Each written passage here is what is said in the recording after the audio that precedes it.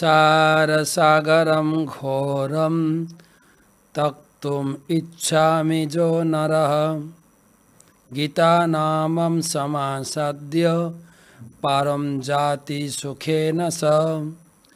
যদি এই কঠিন দুর্লঙ্ঘ সংসার অতিক্রম করতে চাও, গীতারূপী নৌকাকে আশ্রয় করলেই তুমি সুখে পার হতে পারবে।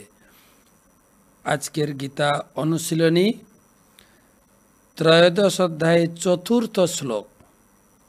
তৎক্ষেত্রম যচ্চ যাদৃক্চ যদ্বিকারী যতশ্চ যৎ স চ যো যৎ প্রভাবশ্চ তৎসমাসেন মে শৃণু।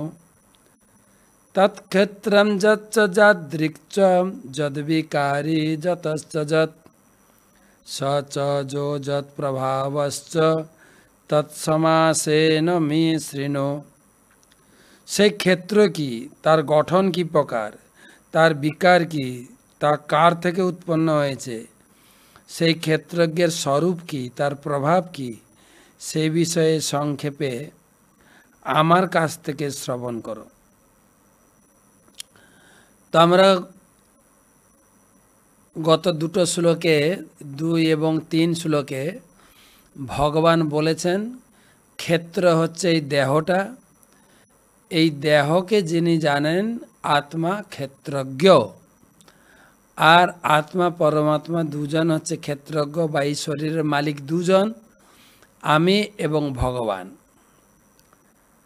তো আজকের শ্লোকে বলা হচ্ছে এই ক্ষেত্র মানে এই শরীরটা কি দিয়ে তৈরি হয়েছে বিশ্লেষণাত্মক সায়েন্টিফিকভাবে ভগবান বুঝাবেন।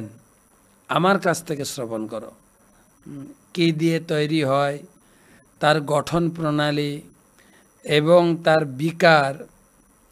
বাস্তবিকভাবে এই শরীরটা কার থেকে উৎপন্ন হয়েছে, মার থেকে না বাবার থেকে? শিশুবেলায় মা বাবা দাবি করেছে আমার ছেলেটা, আমার শিশু।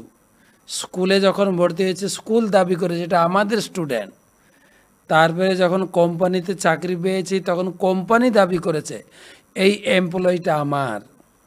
তার বিয়ে করার পরে স্ত্রী দাবি করে এটা আমার স্বামী। ছেলে মেয়ে হওয়ার পরে দাবি করে এটা আমার বাবা, এটা আমাদের শরীর, আমার বাবা। তারপরে যখন হসপিটালে ভর্তি হয় তখন ডাক্তার দাবি করে এটা আমাদের পেশেন্ট। আর শেষমেশ আগুন দাবি করে, আগুন, আমি একে পোড়াবো। তো কে আসলে এই শরীরটার মালিক আলোচনা হবে পরের শ্লোকে।